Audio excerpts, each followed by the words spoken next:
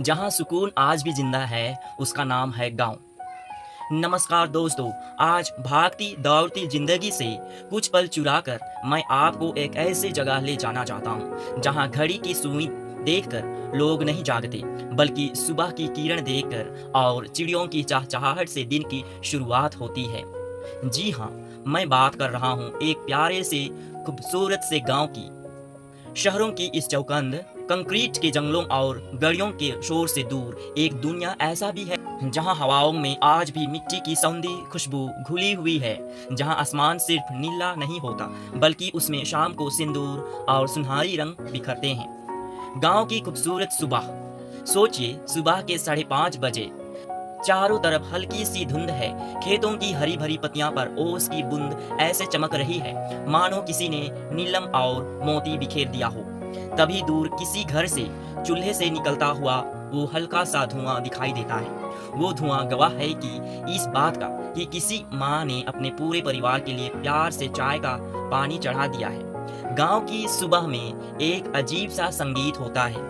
कुएं या हैंडपंप से पानी भरती औरत की चूड़ियों की खनक, बैलों के गले में बंधी घंटियों की मधुर सी आवाज और दूर मंदिर या मस्जिद से आती एक सुकून भरी प्रार्थना।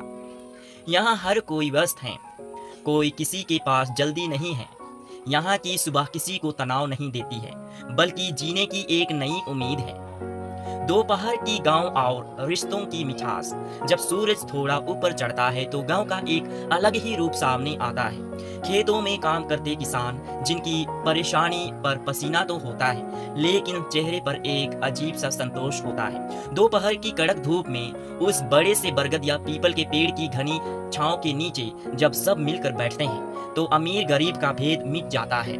मिट्टी के बर्तन का वो ठंडा पानी और सूखी रोटी के साथ प्याज और हरी मिर्चा का वो स्वाद, सच मानिए बड़े से बड़े 5 स्टार होटल के पकवानों को मत दे देता है, क्योंकि उस खाने में यूरिया नहीं है, अपनों का प्यार और खेतों की शुद्धता होती है।